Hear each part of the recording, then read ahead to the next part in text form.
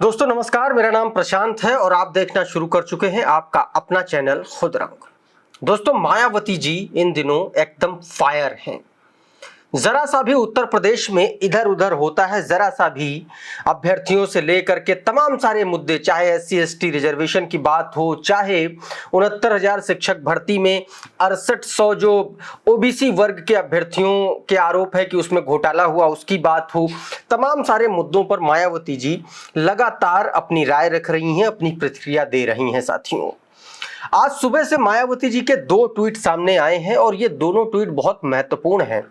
इसलिए महत्वपूर्ण है क्योंकि पहला जो ट्वीट मायावती जी ने किया वो भी आप समझिए कि इसलिए भी महत्वपूर्ण है क्योंकि उन्होंने सीधे तौर पर बुलडोजर एक्शन पर पहला ट्वीट किया और कल जो सुप्रीम कोर्ट का निर्णय आया था उसको लेकर के उन्होंने कहा था कि जो सुप्रीम कोर्ट का निर्णय है उसके आधार पर कार्रवाई होनी चाहिए। और अभी साथियों, अब से थोड़ी देर पहले मायावती जी ने एक बहुत जबरदस्त तरीके से उत्तर प्रदेश की योगी आदित्यनाथ की सरकार पर हमला बोल दिया साथियों। और मामला जुड़ा है आरक्षण से, मामला जुड़ा है आरक्षण के घोटाले से, और इसीलिए मायावती जी ने इस पर जबरदस्त तरीके से योगी आदित्यनाथ की सरकार पर हमला बोला है। साथियों, मायावती जी ने क्या ट्वीट किया है, क्या हमला बोला है, ये मैं बताऊंगा, लेकिन इस मुद्दे की बात सबसे पहले करेंगे। साथियों, दरअसल है क्या कि पिछले 2 दिन से लगातार 69,000 शिक्षक भर्ती की जो OBC वर्ग के जो अभ्यर्थी हैं वो लगातार प्रदर्शनरत हैं।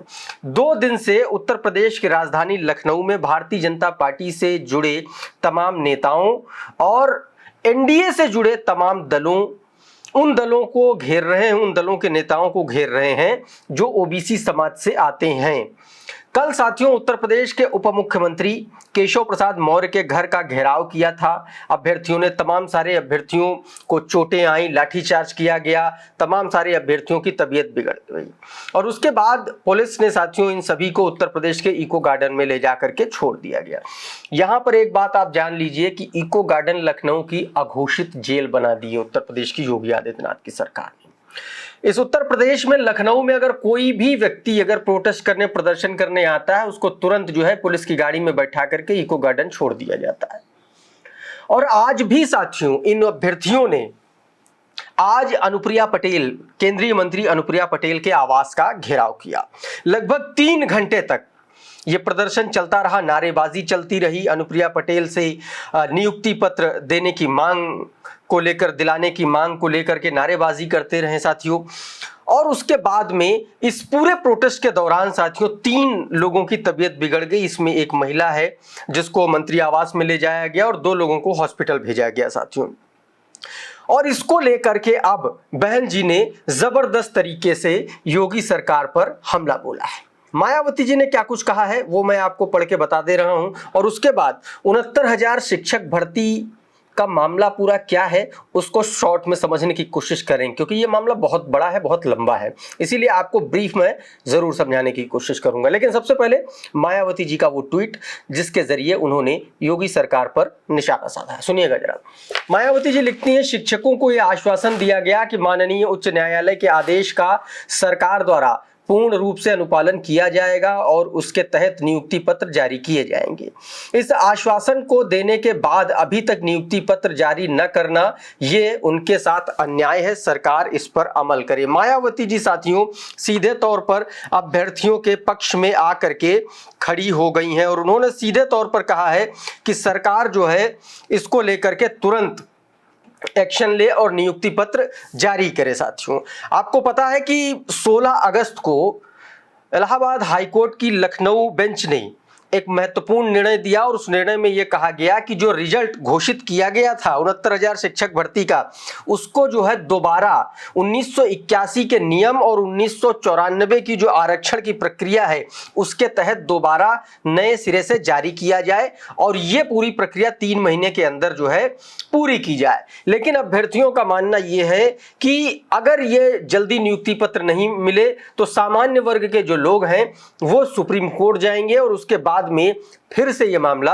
लंबे वक्त तक अटक जाएगा और इसीलिए ये अभ्यर्थी प्रदर्शन कर रहे हैं। साथियों, इसको लेकर के योगी आदित्यनाथ सरकार ने और सीएम योगी ने खुद जो है कहा था कि हम सुप्रीम कोर्ट नहीं जाएंगे, हम सीधे तौर पर जो कोर्ट ने कह दिया है, इलाहाबाद हाई कोर्ट ने, लखनऊ खंडपीठ ने, हम उसके आदेश का पालन करेंगे। लेकिन उस पालन करने में, उसके कहने में अभी तक कोई अमल नहीं हुआ है। किसी भी व्यक्ति को, किसी भी अभ्यर्थी को अभी तक साथियों जो है नियुक्ति पत्र हासिल नहीं हुआ है।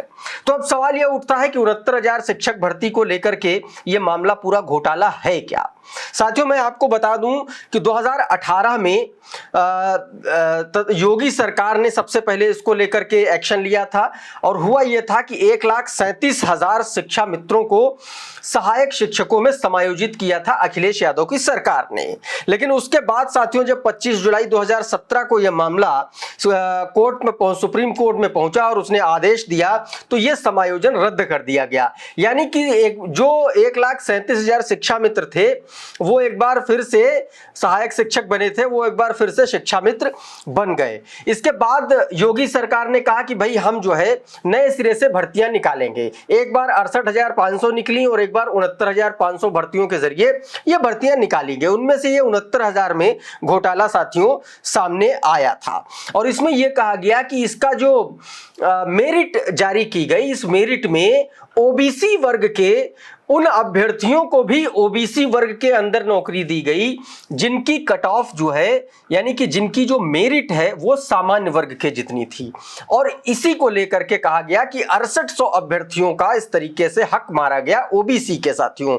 और इसको लेकर के लंबे वक्त से ये प्रोटेस्ट चल रहा था और अब जो है जब लखनऊ खंडपीठ ने ये कह दिया है कि इनको नियुक्ति पत्र दिए जाए, उसके बावजूद जो है ये नियुक्ति पत्र अभी तक नहीं वितरित करने शुरू किए गए हैं। और उसी को लेकर के अब बहन कुमारी मायावती जी सीधे समर्थन में उतर आई हैं साथियों।